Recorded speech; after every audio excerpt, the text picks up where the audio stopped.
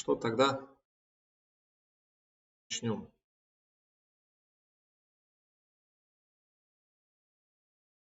Ом намо Бхагавате Васудевая.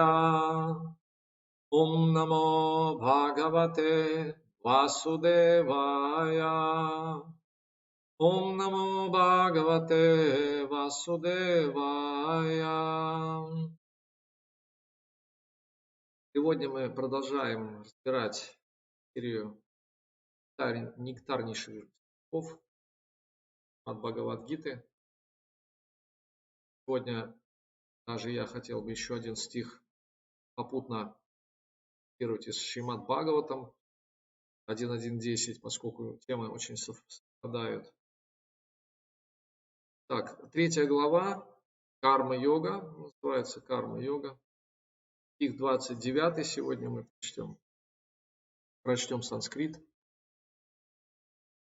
Пракритир гуна самудха саджанте гуна кармасу ан акритсена видомадхан критснавинна вичалает. Пракритех материальной природы, гуна с гунами, самудхах обманутые, отождествлением с материей, саджанте запутываются, гуна кармасу в материальной деятельности, ан тех, акрите на видах людей, лишенных знания, мандан ленящихся постичь свою духовную природу, критснавид тот, кто обладает истинным знанием, на не вичалает должен беспокоить.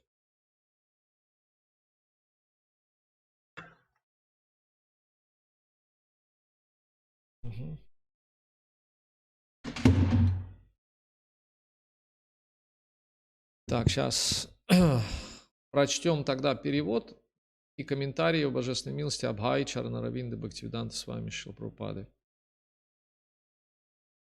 Пословный сначала перевод давайте разберем. Пракритех материальной природы. Гуна, а я уже, по-моему, перевел, да? Да, точно, прошу прощения. Обманутые гунами материальной природы, невежественные люди погружаются в материальную деятельность и привязываются к ней. Однако мудрец не должен беспокоить их, хотя он понимает, что из-за отсутствия знания они занимаются деятельностью низшего порядка. Вчера мы говорили о татвавид, то есть о тех, кто постиг истину, тех, кто владеет истиной, тот, кто знает татву. Сегодня мы поговорим о второй категории как раз. Вторая категория – это те, кто лишен напрочь просто знания, напрочь, и из-за своей лени как бы еще и к тому же пытаются постичь это. Так, комментарий его божественной милости Абхай Чаранаравинды Бхактивиданты с вами Шрила Прабхупады. Невежественные люди, заблуждаясь, отождествляют себя с материальным сознанием и опутывают себя сетью материальных обозначений. Наше тело – порождение материальной природы, и того, чье сознание сосредоточено только на теле, называют манда. Манда – ленивым человеком, не понимающим природы вечной души. Отождествляя себя с материальным телом, невежды считают тех, кто связан с ними телесными узами, своими родственниками, землю, где они родились, святыней, а религиозные обряды и ритуалы самоцелью. Такие люди трудятся на благо общества, своего народа и всего человечества, находясь во власти материальных самоотождествлений. Они все свое время посвящают мирским делам, а духовная жизнь для них не более чем миф, и потому они не проявляют к ней никакого интереса. Людям, обладающим духовным знанием, не стоит беспокоить таких закоренелых материалистов. Лучше молча заниматься своей духовной практикой. Невежественным и сбитым с толку людям нужно предоставить возможность следовать простым моральным принципам, таким как ненасилие, или заниматься различными видами мирской благотворительности. Невежды не способны по достоинству оценить деятельность в сознании Кришны. Поэтому Господь Кришна советует нам не беспокоить их и не терять зря свое драгоценное время. Но преданные Господа более милосердны, чем сам Господь. Им известен Его замысел, поэтому они идут на любой риск и вступают в общение с невеждами, чтобы так или иначе занять их деятельностью в сознании Кришны, которая абсолютно необходима каждому человеку. Такое чувство, что мы уже обсуждали это, ну, потому что в той или иной степени здесь постоянно Кришна упоминает это, да, что мудрый человек, по-моему, несколько стихов назад, он не беспокоит людей, как бы необразованных. Но что мне очень здесь нравится, импонирует, что Шрила Прабхупада, он всегда говорит «однако». Он всегда говорит «однако». Да, то есть как бы нарушая фактически волю самого Господа. И вот здесь, да, он говорит, им известен его... Невежды не способны по достоинству оценить деятельность в сознании Кришны, поэтому Господь Кришна советует нам не беспокоить их и не терять зря свое драгоценное время. И дальше «но». Вообще, ну как бы с точки зрения НЛП, да, «но» означает, что все, что я говорил до этого, можешь не слушать. То есть это все как бы, ну, можешь зачеркнуть. И вот здесь фактически Шрила Прабхупада, он перечеркивает слова самого Бхагавана, да, Кришны, где Кришна говорит, с одной стороны, не надо их беспокоить, а с другой стороны, Шрила Прабхупада говорит «но». Он говорит, но преданные Господа более милосердные, чем сам Господь. Им известен Его замысел, поэтому они идут на любой риск и вступают в общение с невеждами, чтобы так или иначе занять их деятельностью в сознании Кришны. И вот люди из категории татва-вид, они фактически не могут вот, быть крипанами, да, то есть обретя вот это знание, они стараются распространить его как можно шире. И каков же здесь риск? Мы знаем несколько, ну, даже вот в ближайшей такой ретроспективе исторической, мы знаем несколько известных личностей, которые не просто шли на риск и не просто нарушали как бы слова Писаний и наставления своих духовных учителей фактически, да, мы знаем Рамануджа Ачарьи, который 18 раз он мотал круги по 100 километров, он приходил к одному из известных гуру, прося у него мантру освобождения. И когда он получил все-таки, да, спустя, кстати, уже не один год вот этих мытарств, получил эту мантру, что он сделал? Он забрался на крышу, ну, фактически на крышу храма, можно сказать, да, там одной из построек, и стал раздавать, просто на площади стал раздавать всем эту мантру освобождения. Когда гуру услышал, что вообще происходит, что его ученик делает вообще, секретную мантру раздает невеждам, вот этим манда, да, который просто сактаха, который привязан к материальным чувственным наслаждениям, он раздает им то, что по цепи ученической преемственности передавалось просто из уст в уста очень секретно. И он раздает эту мантру освобождения, чтобы они просто вернулись назад домой к Богу. И в гневе просто он пришел к нему и сказал, ты что, совсем, ну, как бы с ума сошел, что ли? Ты что, разве не знаешь, что в Писании говорят, что если ты нарушаешь наставление духовного учителя, а я тебе сказал никому, ты отправишься в ад. И Рамануджа Ачарья ответил, что прости, пожалуйста, Гурудев, я готов отправиться в ад. Главное, что эти все люди получат освобождение. И тогда его духовный учитель, он понял все величие своего ученика и практически предался Рамануджа Ачарье и стал его учеником. Интересная история. Мы также видим, как Иисус Христос, он не то чтобы рисковал, он фактически знал, на что идет. Он знал, что все это закончится печально. Он знал свою миссию, и он пришел и, рискуя, за 3 года распространял вот это фактически сознание Кришны, науку бхакти, о любви к Богу, он распространял достаточно активно, и в результате был распят теми, кому он проповедовал. Это большие риски. Хридас Такур. Хридас Такур был избиваем на 22 базарных площадях.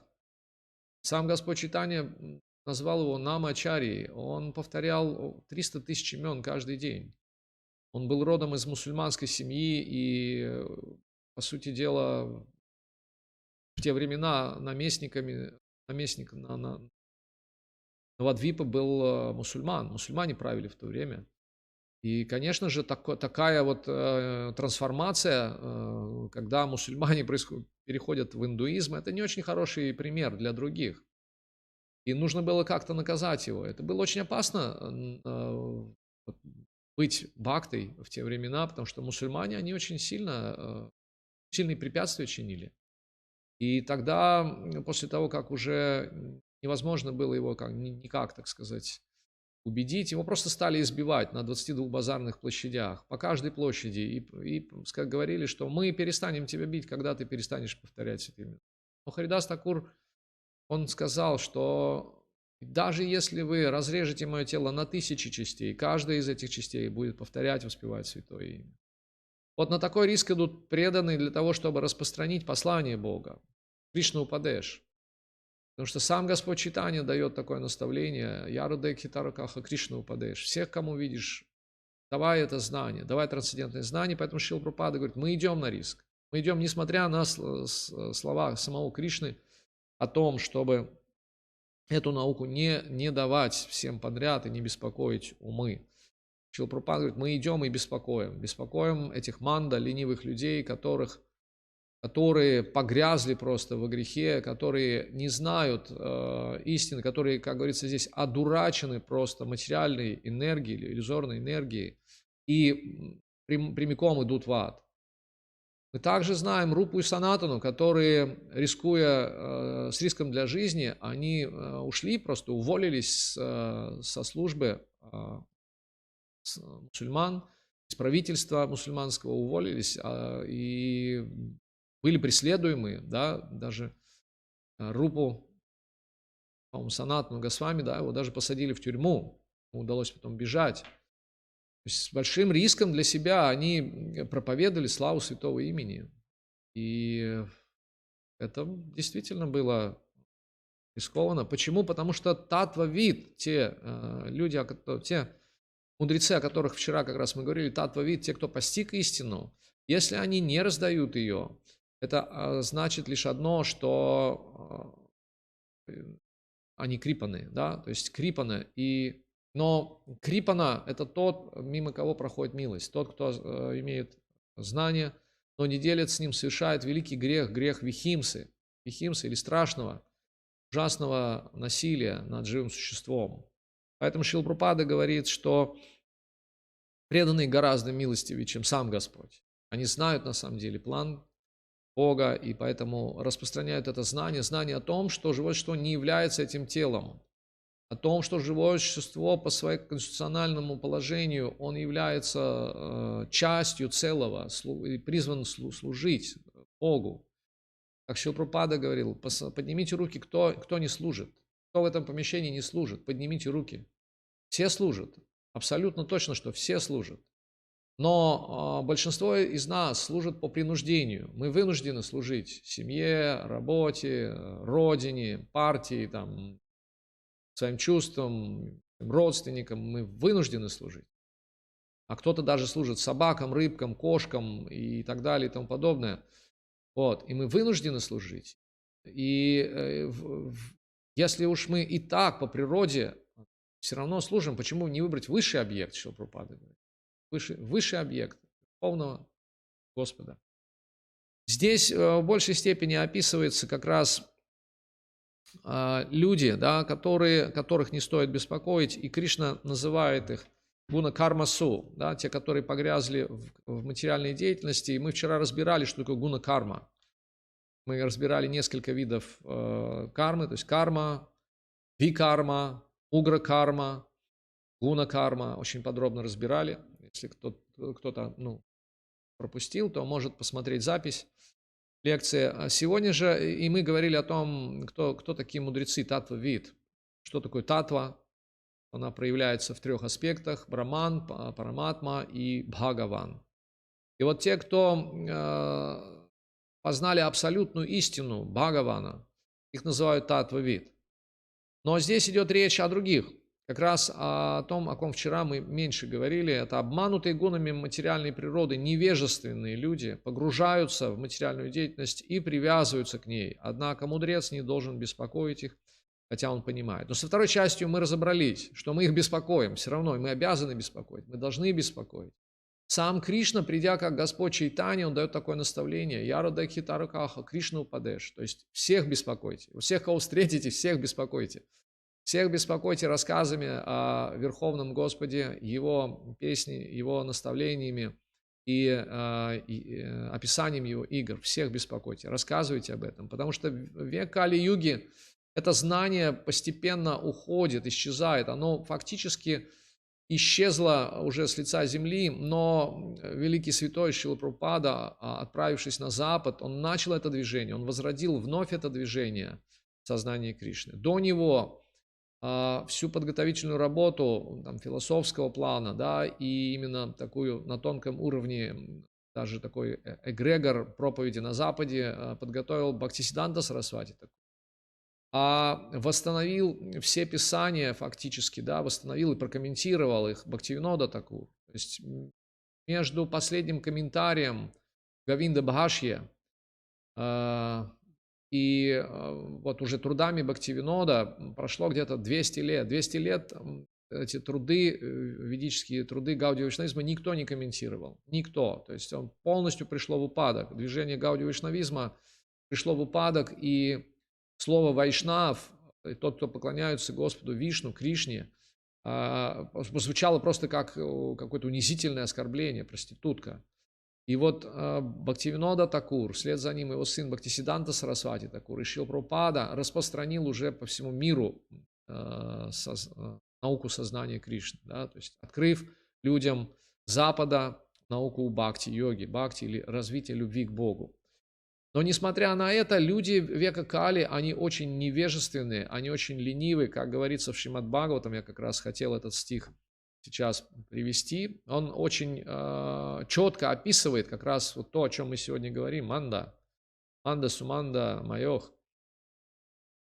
Это Шримад Бхагаватам 1.10, вопросы мудрецов, первая песня, творение называется. Я прочту санскрит и перевод. Прайнал паюшах сабхья калавасмин юге джанаха мандах суманда мантайо манда бхагьяхья упадрутаха. И здесь как раз вот говорится, что Кали-югу, Калау, в этот век Кали, вражды, джанах, люди, мандах, ленивые. Мандах, дальше они как бы качество от людей Кали-юги перечисляются. Мандах и дальше суманда матаях, введены в заблуждение. Манда бхагьях, неудачливые. И к тому же еще упадрутаха, пребывают в тревоге. И говорится, что в Кали-югу жизнь людей коротка. Но мало того, что жизнь людей коротка, кроме всего прочего, они проживают эту жизнь в полном заблуждении. В полном заблуждении, и в этом как раз их неудача. И даже если каким-то образом они проживают долгую жизнь, и даже каким-то образом они стремятся к знанию, и даже если им так сказать, улыбается фортуна, улыбается удача, и они встречают на своем пути чистого преданного, вот, и как бы даже если тревоги у них в результате этой встречи уходят, все равно остается еще одна вещь, которую преодолеть фактически в Кали-югу очень сложно. Это лень, мандах. Мандах, суманда, матаях. То есть они ленивы, суманда, матаях, введены в заблуждение тремя гунами материальной природы. Манда, бхагьях, очень неудачливые и еще пребывают в тревоге к тому. Представляете, насколько сложно, как иллюзорная энергия окутывает живое существо настолько, что есть несколько как бы рубежей, которые нужно пройти. То есть даже если удача улыбнулась нам, да, и даже, то есть если жизнь наша длинна, но тогда мы, так сказать, проживаем ее в тревоге. Но даже если каким-то образом удача улыбнулась нам, мы встретили чистого преданного, и наши тревоги, так сказать, рассеялись, развеялись, то нам необходимо еще преодолеть свою лень, чтобы встать на путь, да, на путь духовного самопознания и еще идти по этому пути. Потому что, ну, посмотрите, вот за мой, как бы, пусть не очень долгий опыт духовной практики, я видел, как, ну, практически на моих глазах 90% людей, сталкиваясь с преданными, каким-то образом принимая это движение сознания Кришны, постепенно куда-то исчезают. Постепенно куда-то исчезают. И говорится, что лень – это беда Кали-юги на самом деле. То есть мы очень ленивые. Посмотрите, о чем русские народные сказки вообще, да, откуда они? Ну, начиная там с золотой рыбки, да. Вот хочу это, хочу то, хочу, и все, материальная энергия все, так сказать, дает. Или про щуку, по щучьему велению, по моему хотению, да. То есть вот это желание получить, минуя процесс сразу, да, это очень, как бы, вот серьезный показатель вот этой беды кальюжной, да. То есть мы не хотим включаться в процесс, нас интересует результат. Сактаха, мы привязаны к результату. Но мало того, что мы привязаны к результату, мы еще хотим избежать процесса. Вот в чем самое интересное. То есть таким образом люди Кали-юги, их называют мудха, мудха-осел. Мудха-осел. И вот это вот желание получить результат сразу, да, ну, смотрите, сапоги-скороходы, да, вам не нужно ничего там трудиться, одел сапоги, хоп, и все. Шапка-невидимка, скатерть-самобранка, ничего готовить не надо. Все, раз, скатерть-самобранка, заказал, у тебя все уже готово. Вот. Сейчас в какой-то мере вот у тех, у кого есть деньги, они как раз вот чувствуют это, могут, так сказать, ну, позволить себе лениться. Сейчас полная доставка, можно сидеть дома, затариться пивом, орешками, там еще чем-то, включить 146 каналов и сидеть и просто доставку себе заказывать там и вещи, и еду, и все что угодно можно сейчас доставить. Могут доставить хоть черта лысого. Простите, конечно, за выражение, но что угодно, да, и таким образом мы напоминаем, люди Кали-юги начинают напоминать ослов. Осла что интересует? Его интересует морковка, и очень интересует морковка. И вот в Индии там часто ослов используют для того, чтобы они, так сказать, ходили по кругу в прачке, в прачечной, да, и крутили, так сказать, вот этот жернов или что-то там, ну, и каким-то образом вот в качестве тягловой силы. И впереди у нее так вешают морковку у этого осла. И вот что получается, этот осел, его не сдвинешь с места, он не хочет трудиться, абсолютно не хочет, он просто вот, ну, осел. И современный человек, он тоже не хочет трудиться, дай ему волю, дай ему волшебную палочку, и все, он перестанет работать.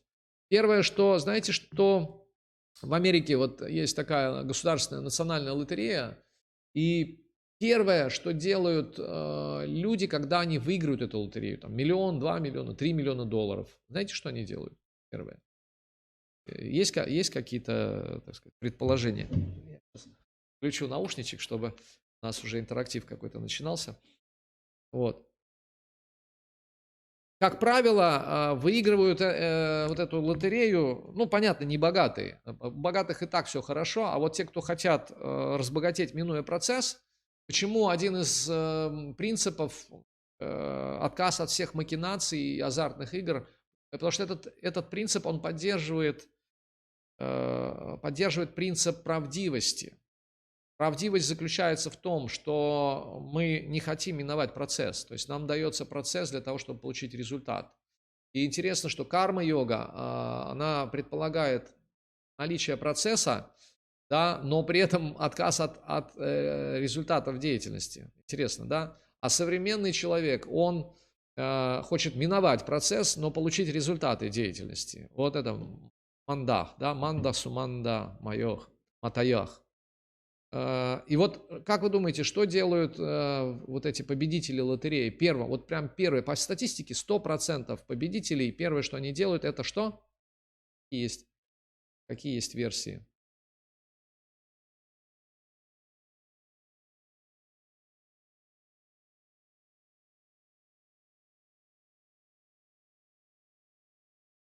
Ну что, нет никаких версий, что ли, бедные? Денис, Алексей? Они сразу же покупают то, ну, чему завидовали, чего хотели, чего им, не хватало. То есть и в основном они деньги спускают, ну, очень быстро, Так, на всё. а до того, как покупают, еще есть какие-то версии, что они делают? Вот до того, как покупают, еще есть какие-то версии? Ладно, я вам подскажу. Что они прекращают делать? Чем они прекращают заниматься? Любой трудовой деятельностью. Совершенно верно. Они прекращают заниматься любой трудовой деятельностью. Вот. 100% тех, кто выигрывает. Можете себе представить? Вот это вот манда суманда матаях. То есть они ленивы, одурачены просто, полностью одурачены. И, соответственно, те, кто татва вид, те люди, которые познали истину, они идут к ним и говорят им об этой глупости. И Кришна очевидно говорит, что он предупреждает, что нельзя просто беспокоить людей, потому что, как правило, люди, они, в общем-то, что они говорят в ответ, да? Идите, сектанты паршивые, отсюда. Ну, многие говорят так. Шрила Прабхупада, он удивлялся просто, он говорит, приходите, слушайте философию, повторяйте святое имя, воспевайте святые имена, мы вас накормим просадом, мы денег с вас не берем, приходите. Но в ответ они говорят, нет времени, нет времени, нет времени, нет времени. Вот таким образом, нет времени. Но при этом есть время на то, чтобы подумать, как избежать процесса. И вот ишаки, или вот эти ослы, они не любят трудиться. Они любят морковку. Поэтому морковку им вешают вот так вот впереди, и он идет за этой морковкой, так сказать, вот считая, что сейчас он ее догонит. И вот ходит так с утра до вечера. С утра до вечера. То есть не желая работать, вернее, желая миновать процесс, желая получить сразу морковку, результат, фактически человек попадает в процесс. Вот что самое интересное, что человек попадает в процесс. И это называется майя. Майя, чтобы легче понять, что это такое, да, как она действует, каким образом она обуславливает, стягивает, так сказать, и обуславливает, стягивает, обуславливает, стягивает, обуславливает. Почему падение или деградация сознания, деэволюция сознания происходит так незаметно? Потому что три гуны материальной природы, они влияют таким образом, что мы даже не замечаем, как мы деградируем. То есть нас стянули на одну ступеньку и зафиксировали. И мы к ней привыкли, адаптировались. Потом стянули еще на одну ступеньку, мы к ней привыкли и адаптировались. Если вы посмотрите на людей без определенного места жительства и посмотрите на их школьные фотографии, вы просто удивитесь. Вы просто обалдеете, вы скажете, неужели этот человек, у которого были там большинство пятерок, там грамоты были, он был лучшим там в чемпионате школы по баскетболу и так далее, неужели он дошел до такой степени? И если самому этому человеку, который находится на социальном дне, показать эти фотографии, он просто расплачется, потому что ему станет ужасно больно, что с ним произошло за это время. С другой стороны, человек, стараясь миновать вот этот процесс, вернее, получить результат, он попадает в процесс как осел, как мутха. И он работает, работает, работает, а процесс все уходит, вернее, результат все уходит, уходит, уходит, уходит. Представьте, вы зашли в комнату, и хозяин говорит вам, показывает на циновочку красивую и говорит, присаживайтесь, на полу лежит циновочка, да, там, присаживайтесь. Вы только хотите, подождите, давайте я лучше постелю что-нибудь помягче, и стелит вам какую-то такую мягкую шкуру. Но спустя буквально 2 секунды, когда вы уже собираетесь присесть на эту шкуру, он говорит вам, стойте, подождите, это не очень хорошо, я сделаю пуфик вам, я сейчас вот несколько подушек разложу, это вам будет более удобно. Вот, вы же гость, вы почтенный гость, сейчас я принесу вам воды.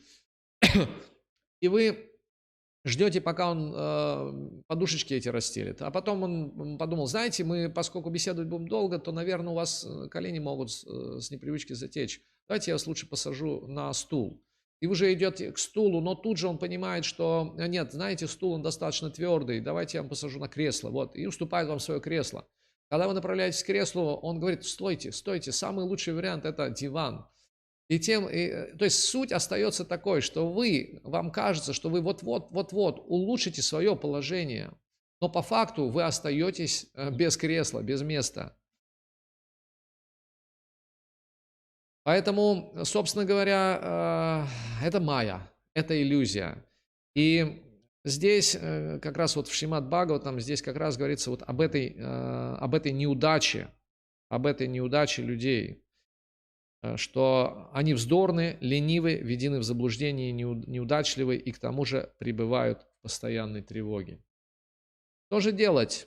Вот эта лень, кальюжная лень, это есть не что иное, как проявление гуны невежества. Гуна невежества означает, что я не хочу прикладывать никаких усилий. Но даже в гуне страсти люди, как правило, они хотят получить сразу результат. И этот результат мы можем видеть, например, игра на бирже. Да? Это гуна страсти. Там только и вскидываются руки, там раз, пожалуйста. Там ставки такие, там курсы и так далее. Но эта страсть, она также пытается миновать сам процесс. Им нужен результат сразу. Можно заработать на инвестициях. И что происходит? Вы вкладываете, инвестируете, так называемый пассивный доход. Но однажды случается коронавирус, и ваши акции падают просто до нуля. И какое-нибудь государство, в которое вы инвестировали, как правило, сейчас многие в Китай инвестируют, да, оно просто скупает за бесценок всю вашу долю. Скупает, потом национализирует. А вы убираетесь из страны, вы, в общем-то, и не были в этой стране, но просто вы перестаете, потоки, которые шли оттуда к вам на счет, они просто все, они перестают быть. Вы получили свои 3 копейки вместо вложенных 30 рублей, и с этим будьте довольны. Такова цена или такова плата за то желание, которое в нас есть для того, чтобы миновать процесс. Ни у кого не было опыта игры в казино. Хорошо, я скажу. У меня был опыт игры в казино до создания Кришны. Я вам скажу, как это работает. Это майя. Как она работает? Как вот все вот по этому стиху, да? Одурачены, ленивые, введены в заблуждение. Лень побуждает меня миновать процесс и заработать сразу каким-то образом денег. Я иду в казино. Каким образом там покрывают меня? Там нет часов, там нет окон. Я не могу разобрать, сколько времени сейчас. То есть, когда мне нужно возвращаться и так далее и тому подобное. И что происходит? Происходит очень интересная вещь. Сактаха, я начинаю привязываться к тому, что зарабатываю. Если я зарабатываю, я привязываюсь к заработанному. И я это начинаю ощущать своим. И поскольку, что называется, фишка идет, было бы глупо остановиться. Остановиться невозможно. Адреналин идет, кровь, дофамин, радость от того, что вот я смогу на эти деньги реализовать. Но в какой-то момент фишка отворачивается, да, то есть удача отворачивается. Здесь говорится, что в этот век люди неудачливы еще абсолютно, да, неудачливы, мандабхагьях, они неудачливы, но казино создает такую иллюзию, да, ты удачлив, смотри, там даже бесплатная выпивка, там бесплатные тосты, ты можешь там бесплатно поесть хорошо. И ты начинаешь проигрывать, но когда ты начинаешь проигрывать, поскольку ты уже успел привязаться к этим деньгам, ты считаешь, что ты проигрываешь свое, и тебе хочется отыграться. Как известный фильм такой, шумевший «Казино», там с Де Ниро, один очень крупный игрок, он, когда стал проигрывать, он стал, как-то не очень шло к нему, там удача отвернулась, и он стал играть не по 100 тысяч, а по 10 тысяч. И каждый раз, когда он выигрывал ставку, он считал, что он не выигрывает 10 тысяч, а проигрывает 90. Представляете? Вот так менталитет работает. Таким образом, что я проигрываю 90. То есть, потому что свойство ума, особенно в гуне страсти, тут же пронизывать, пропитывать и делать это своим. Сначала на как бы таком тонком уровне, а потом и на грубом уровне.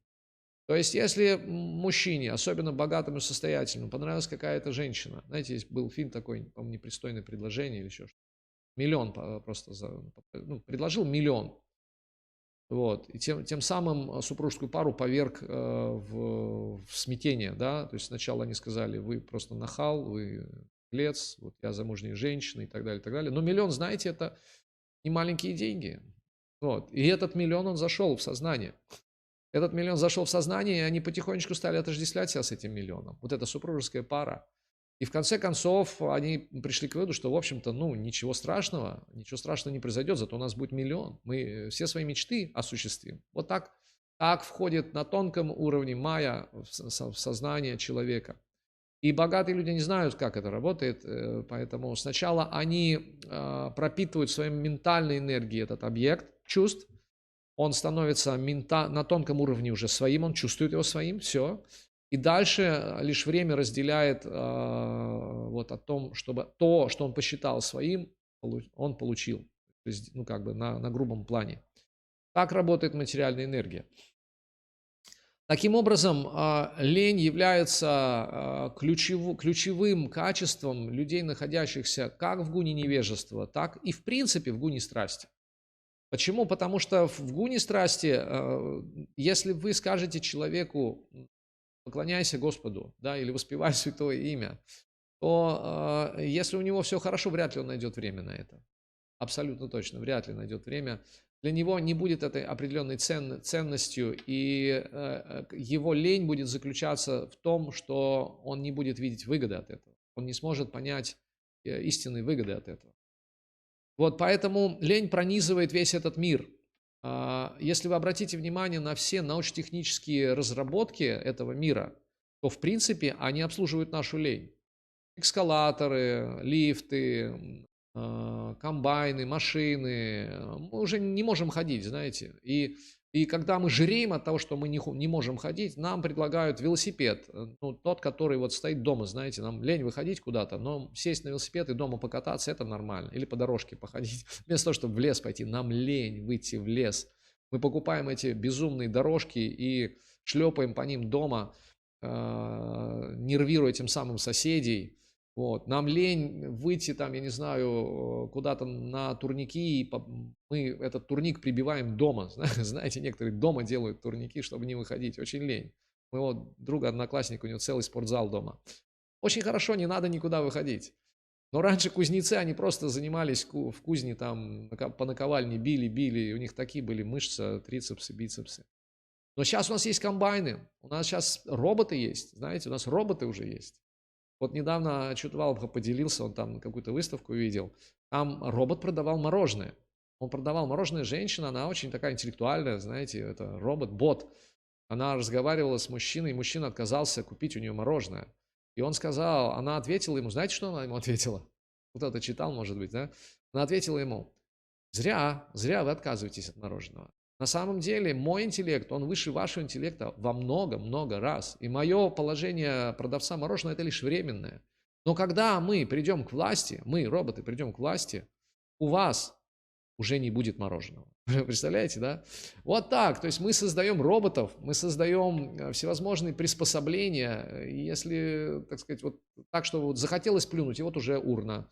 Захотелось чихнуть, и вот уже одноразовые платочки тебе подают. Захотелось там, я не знаю, поесть, набрал номер короткий, тебе уже привезли. Захотелось что-то там, я не знаю. Сейчас даже уже не нужно ходить на пункт выдачи, тебе прям домой приносят. Все, мы полностью, у меня один знакомый сказал, говорит, я за эту самоизоляцию уже на 5 килограмм поправился. Он не выходит никуда, тяжело, самоизоляция. И это подливает, конечно, масло в огонь, она будет питать нашу лень. И весь технический прогресс, он настроен именно на это, на то, чтобы обслуживать нашу лень. Как же преодолеть лень? Каким образом можно преодолеть ее? Каким образом? Давайте вот обсудим, будет уже интересно.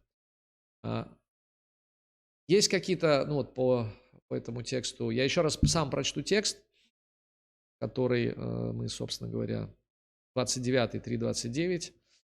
И сегодня мы как бы заявили тему «Как преодолеть лень». И мне интересно будет вот также со всеми обсудить, как же преодолеть лень. Я думаю, что и тем, кто присоединится к нам в трансляции, тоже будет интересно. Так, я прочту санскрит и сам стих. Нет, я сам стих прочту перевод. «Обманутые гунами природы, невежественные люди погружаются в материальную деятельность и привязываются к ней. Однако мудрец не должен беспокоить их, хотя он понимает, что из-за отсутствия знания они занимаются деятельностью низшего порядка». То есть мало того, что они занимаются деятельностью низшего порядка, так они еще к ней привязываются. Но здесь вот как раз еще, так сказать, употребляется слово, которое в предыдущем, вернее, в стихе вот Шримад Бхагаватам переводится как ленивый, да, здесь именно мандан, да, мандан. Здесь переводится ленящийся постичь свою духовную природу. То есть, другими словами, если мы будем говорить что такое истинная лень, почему я сказал, что люди, находящиеся в гуне страсти, внешне они очень трудолюбивы. Внешне они трудолюбивы, и они, в общем-то, ну, как сказать, очень подвижны. Казалось бы, они не ленивы. Но здесь Шрила Прабхупада переводит их как ленящиеся постичь свою истинную духовную природу. Одна моя хорошая знакомая, она уже оставила этот мир лет, наверное, 10 назад, я думаю. Будучи не так уж старый, пожилой. И однажды она мне сказала, что то, чем ты занимаешься, говорит, это так здорово, это так хорошо. Я бы очень хотела, чтобы вот мой ребенок был так вот примерно похож на тебя, чтобы он тоже этим занимался. Я говорю, ну а почему же ты? Ты-то почему, так сказать, на себе крест ставишь? Она говорит, ну мне уже поздно, мне уже поздно. На самом деле вот это мне уже поздно, на самом деле это мне уже лень, мне еще, ну как бы уже лень, мне лень этим заниматься, я просто хочу дожить свою жизнь, мне лень. И вот поразительная вещь, то есть мандан или мандах суманда, мандан, это ленящихся постичь свою духовную природу. И как же вот преодолеть эту лень, которая не дает людям постичь, да, или встать хотя бы на путь постижения своей духовной природы? Давайте обсудим это. У кого есть какие на этот счет соображения?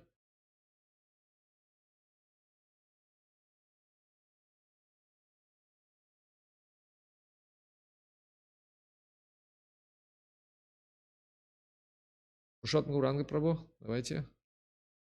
Ну, вопрос очень сложный. Почему? Потому что на самом деле, да, то есть Кришна говорит в Бхагавад-гите, что мою природу, которая здесь создает иллюзию, ее невозможно преодолеть, просто невозможно. Вот. Получается, что если мы говорим именно о лени в духовном каком-то аспекте, вот. Если говорить о материальной просто преодолении лени, то здесь у человека, если появляется какая-то цель, то тогда он, который его вдохновляет, он начинает что-то делать. Либо ситуация складывается таким образом, что ему приходится либо чего-то достигать, либо от чего-то уходить, либо избегать. Тогда он начинает что-то делать. Либо он что-то захотел, ну, что-то, например, приобрести, и он что-то делает для этого, либо у него случилось какой-то кризис, и ему приходится что-то делать. Это вот, ну, материально, да, как бы лень. Как можно преодолеть. То есть это происходит естественным образом. Пока нету цели, человек, ну, не будет прикладывать никаких усилий. Так устроен мир. Ну, хороший пример – это вот взял кредит на квартиру, и все, и ты лень преодолел. Факт, да, факт, согласен, да. Ипотека, она очень, так сказать, ипотека, там, автокредиты и все остальное, да. Вот. У меня были знакомые, которые специально брали кредиты. Я их спрашивал, говорю, зачем вы это делаете? Говорит, знаешь, говорит, так, говорит, у меня нету цели в жизни. А так, говорится, когда есть кредит, меня мотивирует, и я совсем другой. Я чувствую движуху, у меня есть какая-то цель. Я развиваюсь, я, ну, что-то делаю. Вот. Поэтому даже так делали. Что касается духовной лени, да, то есть, или наоборот, желания что-то узнать о себе, о мире, о духовности, то здесь получается как бы один только ответ, который вот мне приходит, это надо иметь определенное благочестие. Агьята сукрити или сукрити. Вот. То есть просто так получается получить вкус и интерес к духовной жизни практически невозможно. Вот. И что делать вот, ну, людям, которые сейчас находятся в такой ситуации? То есть они сами не могут проявить этот интерес. И здесь есть только вот один такой рецепт, да, который как раз описан в этом стихе. Это когда преданные выходят и пытаются дать это сукрити, поделиться этим сукрити с обычными людьми. То есть они распространяют просад, выходят на харинамы, распространяют книги, стараются, ну, как-то общаться с другими людьми, пытаются потихонечку как-то вот, ну, проповедовать, рассказывать об этом. И иногда так получается, что люди получают вот этот нужный, накапливают или получают нужный объем сукрити, который позволяет в них проявить этот интерес, этот вкус к духовному знанию. И как только проявляется это желание, то, соответственно, Кришна, находясь в нашем сердце, он направляет это живое существо уже непосредственно туда, где оно может получить. Либо это книги, либо преданные, либо, может быть, это место, где раздают просад, вот, о котором мы все мечтаем. Да. Вот. Ну вот как-то так. Вот так преодолевается, мне кажется, вот, ну, лень духовная, ну, согласно священных писаний и то, что говорят старшие преданные. А кто еще, может быть, каким-то образом добавит что-то?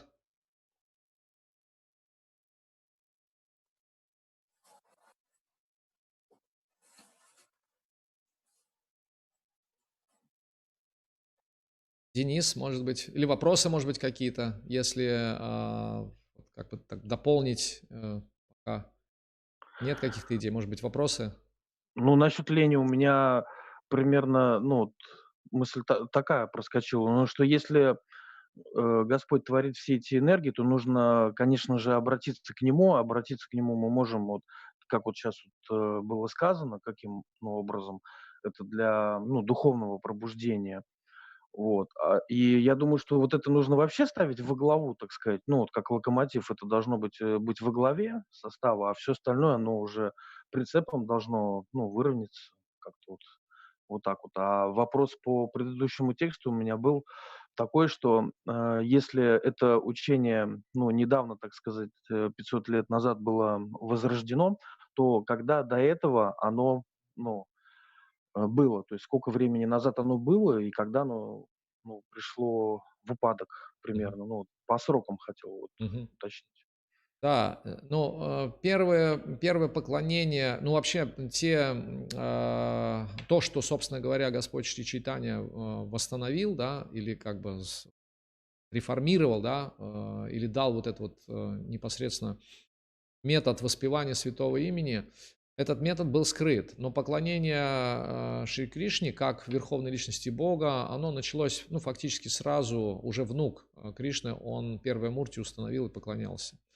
Более того, Шримад Бхагаватам, вот те писания, на которых, собственно говоря, и свое учение Шри Чайтанья Махапрабху основал, ну, вернее, не то, чтобы он дал нам учение Ачинтья Абхеда Абхеда Татва, да, то есть вот эту философскую доктрину Но само учение или сознание Кришны, оно уже, в общем-то, существует ровно столько, сколько существует Шримад Бхагаватам и Бхагавад-гита. Другими словами, Шри Кришна Чайтанья, он никогда не цитировал, ну, фактически ничего, кроме Бхагавад-гиты и Шримад Бхагаватам. Можно читать у Кришнадаса Кавираджа в читании Чаритамрити, как Господь Чайтанья иногда разговаривает, фактически цитирует только шлоки Бхагавад-гиты и Шримад Бхагаватам. И вот Шримад Бхагаватам – это то, что было поведано миру 5000 лет назад, сразу после ухода Кришны. И более того, мудрецы, они задали такой вопрос Сути Госвами, они сказали, а где найдут прибежище принципы религии после ухода Кришны? Когда Кришна был здесь, понятно. Но после ухода его, где найдут прибежище принципы религии? И Сута Госвами сказал как раз в Шримад Бхагаватам. Шримад Бхагаватам фактически это закон Вселенной, для всей Вселенной после ухода Кришны. Именно принципы религии там нашли свое прибежище. И это единственная Пурана, Амала Пурана называют, безупречная Пурана, которая выходит за гуны материальной природы. И также Бхагавад-гита или Гита Упанишат ее называют еще, да? То есть сливки Упанишат, Гита Упанишат. Это Бхагавад-гита, то, что мы сейчас обсуждаем. Это тоже она была поведана фактически чуть больше, чем 5000 лет назад Кришной. И вот Господь Чайтанья, он как раз на основе этих двух священных писаний и как бы возродил традицию бхакти. Возродил, в том смысле, что она существовала всегда, цепь ученических преемственностей не прерывалась, потому что сам Господь Чайтанья, он ученик Ишвара-пури. Ишвара-пури ученик, соответственно, Мадхавендры-пури. То есть парампара, так сказать, не прерывалась от Кришны с тех пор, она поддерживалась. Другое дело, что на тот момент, когда Господь Чайтанья принимает саньяс, единственным укладом, то есть такого уклада, как саньяс, у вайшнавов не было. Был уклад именно Парамахамс, да, Бабаджи Парамахамс. И то же самое, когда Бхактивинода Такур, когда Бхактивинода Такур 200 лет назад восстанавливает, восстанавливает эту традицию, ищет писание читания Чаритамриту. Ему ушло несколько лет на то, чтобы найти читание Чаритамриту, потому что она просто, знаете, это сейчас она в каждом городе и в каждой деревне фактически. Да? Тогда не было, ему пришлось поискать. И восстанавливая эти принципы бхакти, чистого бхакти, также тогда не было такого уклада, как саньяс. И Бхактисиданта Сарасвати Такур, он заново вводит, подобно Господу Чайтанью, он вводит этот уклад саньяс, именно саньяс. Почему саньяс? Потому что саньяс – это странствующий проповедник, это прачарак. Бабаджи, уклад Бабаджи – это просто те, кто творят свой баджан, творят святые имена, где-то на Радхакунде, в святом месте. Вот. И особой проповедью они не занимаются. Вот. Но Бхактисиданта Сарасвати Такур вывел сначала Господь Чайтанья. Да, мы знаем, что он 6 лет проповедовал науку бхакти по всей Южной Индии и распространил послание Бога, Бхагавад-гиту, Шримад Бхагаватам, Брахма Самхиту, то есть по всей Индии фактически, да, потому что вот это движение санкиртаны, совместных воспевания святых имен, оно именно, так сказать, уже со времен Господа Чайтаньи принимает массовый характер. И это движение санкиртана, оно было предсказано в Шримад Бхагаватам, в 11-й песне, да, о том, что Господь явится в этот мир как скрытый аватар, Чхана аватара. Цвет тела его будет золотым, он будет окружен своими спутниками, и там же как раз и говорится, что он примет отречение от мира и будет проповедовать совместное воспевание святых имен. Вот, поэтому, собственно говоря, поклонение Кришне или сама традиция бхакти, она существует вечно. Она существует вечно. Мы видим в Шримад Бхагаватам описываются истории много-много миллионной давности, да, там, когда тот же Махарадж Читракету был вайшнавом, он поклонялся Вишну, Господу Вишну, и вот эта традиция бхакти, мы видим, что в Бхагавад-гите, Шримад Бхагаватам, там постоянно это слово бхактир. Бхактир, да, мы говорили, савай пумсам пародхармо, ято бхактира докшиджи. Но с уходом Кришны эта традиция, она, так сказать, потихонечку, вот как всегда в Кали-югу, как все в Кали-югу, сходит на нет. Материальная природа, она делает свое дело, и Кали, соответственно, начал делать свое дело. И вот рассвет Санкиртаны, движение Санкиртаны приходится как раз на начало 15-го, конец 15-го, начало 16 века, благодаря Господу Чайтанье. И вот вторая волна, это был как раз 19 20 век, начиная где-то вот с середины 19 века, и уже когда Шрила Прабхупада приехал в западный мир и дал это знание, тогда это просто стало распространяться как лесной пожар.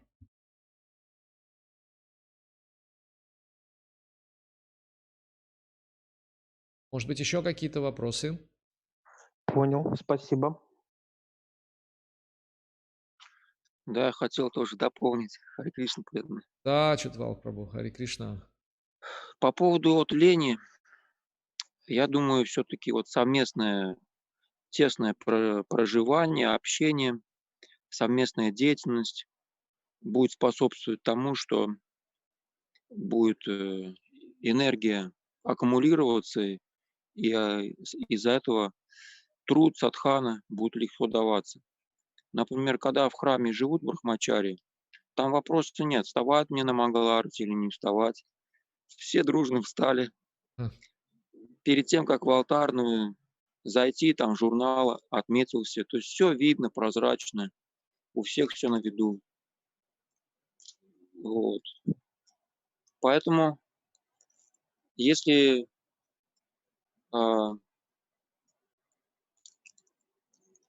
семейные люди будут жить в деревне, у них тоже будет все прозрачно, все на виду. И совместная деятельность их будет объединять, сплачивать. Я вот посмотрел все-таки про Амишей фильм, ну и почитал на сайте, что о них описывается. Бхакти Видя Пурна с вами как-то намекнул, я думаю, я до сих пор не знаю, кто это такие. Ну и почитал, посмотрел. Оказывается, это немцы, которые уехали в Америку. И они уже 300 или 350 лет живут, занимаясь фермерским хозяйством. Вот. И на них как бы время не действует. То есть они живут, у них развивается производство, дети рождаются, община растет, богатеют, поля чистые, пища, воздух. Ездят на лошадях, пашут на быках или на лошадях тоже. То есть культурные ценности они сохранили, несмотря на то, что живут в Кали-югу, в Америке, в опасной зоне, так сказать. Но подход у них вот принципиальный, то есть у них честность, труд, еще третий принцип, я забыл какой. Вот. Семья поженилась, вместе собрались, построили сразу дом за один день. Ну, такой вот подход совместный. И если бы, вот как Бхактивидя Пурна с вами говорит, наши бы общины по такому принципу тоже существовали, ну, тогда и люди бы приезжали и смотрели, как у вас все организовано. То есть это одновременно и садхана устойчивая, и еще пример проповеднический, практически такой пример.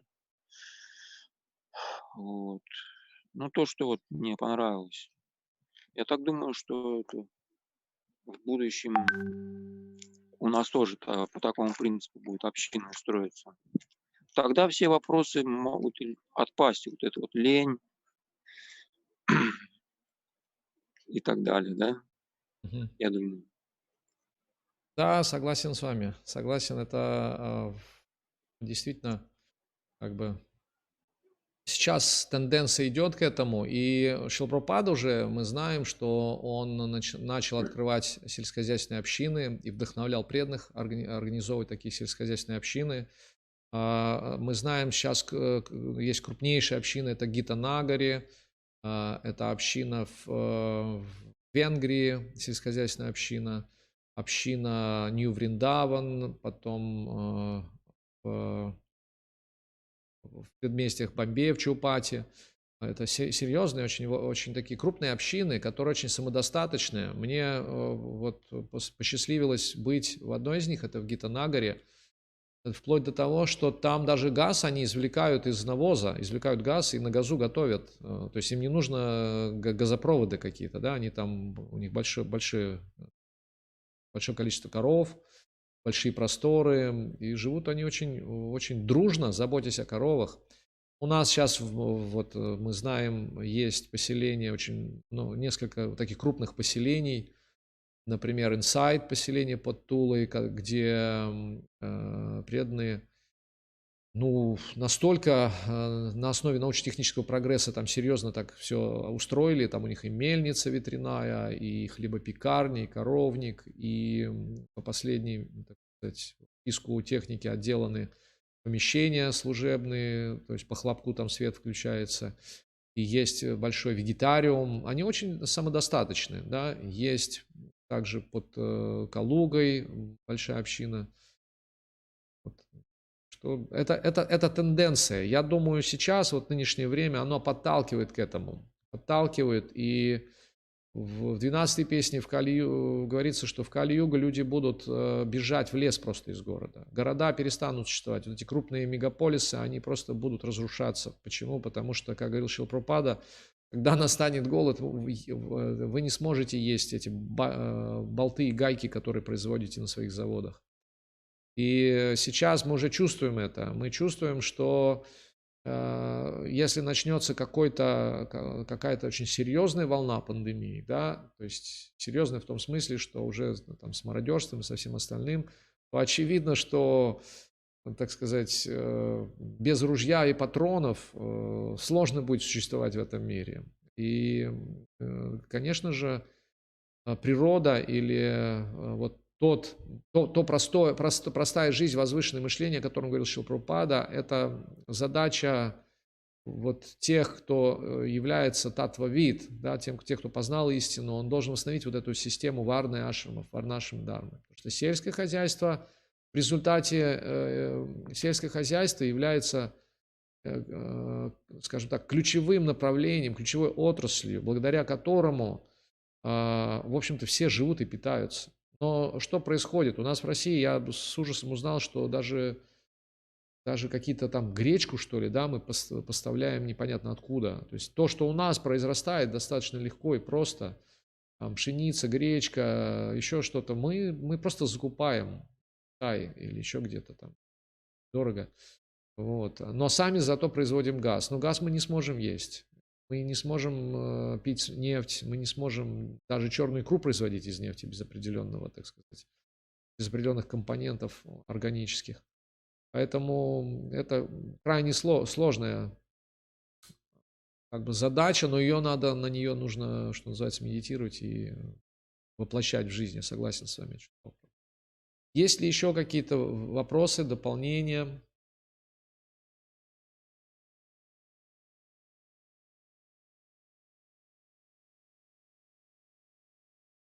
Но если дополнений, вопросов нет, я тогда предлагаю на сегодня остановиться. Завтра мы сможем еще пообщаться на следующий стих. Я сейчас проанонсирую его для затравки. Это 3.30. «Посвяти же все свои действия мне, о Арджуна, обрети полное знание обо мне, отбрось стремление к личной выгоде, откажись от всяких собственнических притязаний и, стряхнув с себя апатию, сражайся». Собственно говоря, это вот рецепт, как преодолеть лень. Так что вот завтра мы об этом как раз уже более подробно поговорим.